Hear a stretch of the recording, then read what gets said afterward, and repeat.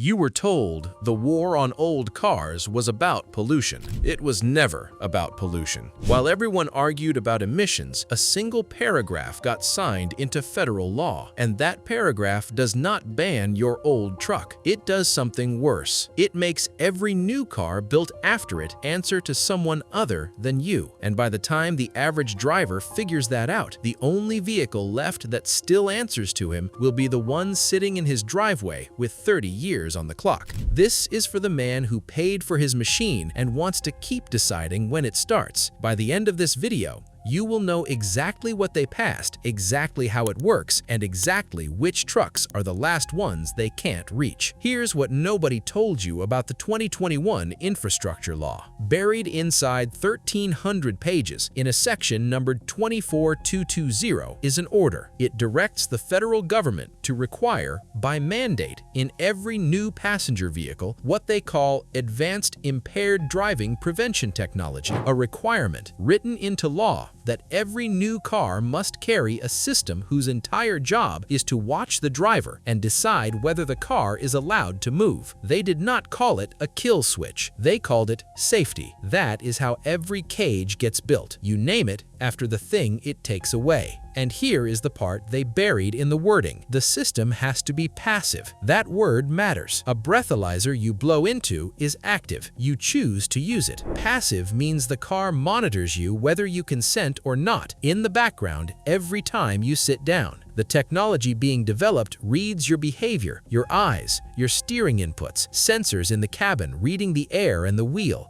and from that, a computer you cannot see makes a judgment about you. And if that computer decides you fail, the truck does not start. You did not get pulled over. You did not get a ticket. You got locked out of a machine you own by software in your own driveway, because a system that can decide to let you drive can also decide not to. That is not a side effect. That is the entire function. We spent the last decade letting the car decide how fast we go. The speed limiters, the intelligent speed assistance already mandatory on every new car in Europe since 2024. That was step one. They watched the speed. Then they controlled the speed. This is step two. Now they watch the driver, and the next thing they control is whether the driver is allowed to start the engine at all. The wheel, the pedal, the key. For 100 years, those answered to the person sitting in the seat. They are quietly being rewired to answer to a server instead. Here's the part the manufacturers will never say out loud. A kill switch is useless to them,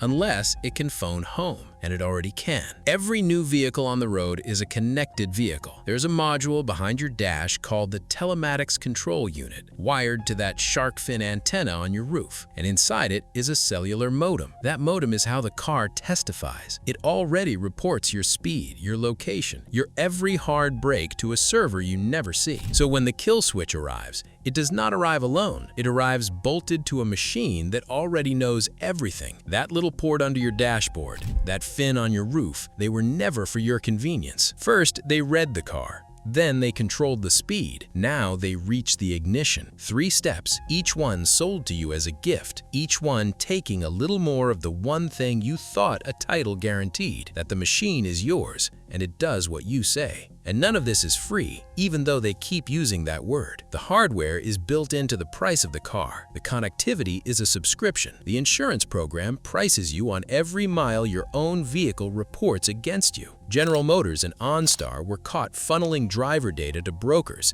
LexisNexis and Verisk. One driver pulled his own report and found 258 of his trips logged, 6 months of his life broken down by distance and every hard braking event. His insurance application was denied. His rate didn't climb because he crashed, it climbed because his truck snitched. That is the model. They sold you the vehicle once and then collect on it for as long as you own it. Here's the trap, and you need to see both jaws of it. The first jaw is the new car, monitored, limited, kill-switched, reporting on you to people who price your life by the mile. So the natural move is to escape backward, into a used car, into something simpler. That is exactly the move they are closing off. E15 fuel, 15% ethanol, is spreading across the pumps, and ethanol eats the rubber and aluminum in older fuel systems, quietly killing the very engines that don't have the surveillance. Parts for the good years are being discontinued. Insurers are quietly redlining older vehicles, raising premiums or refusing coverage on cars with no telematics to monitor. The squeeze is deliberate. They make the new car a cage and the old car expensive to keep. So here is what the smart drivers already figured out. There is a generation of vehicles that none of this can touch, built late enough to be reliable, modern, and safe to drive every day, and built early enough that there is no modem, no telematics unit, no passive monitor, no over-the-air switch with its hand on your ignition. That is the golden window, roughly 1996 to 2018, with the real sweet spot before the connected car push hardened around 2018 and 2019. In those years, the engine was managed by a computer for emissions. That's fine, that's local, but the car could not talk to anyone. There was no phone in the dash, no server with an opinion about whether you're allowed to drive home. That window is the last free car, and right now it is sitting in salvage yards and dealer back rows while everyone fights over the new ones. Be specific about what you're looking for, because this is where people get it wrong. A 1990s Chevy Silverado with the small block, a Ford with the 300 cubic inch inline six, an engine that runs 300,000 miles on a prayer and a wrench,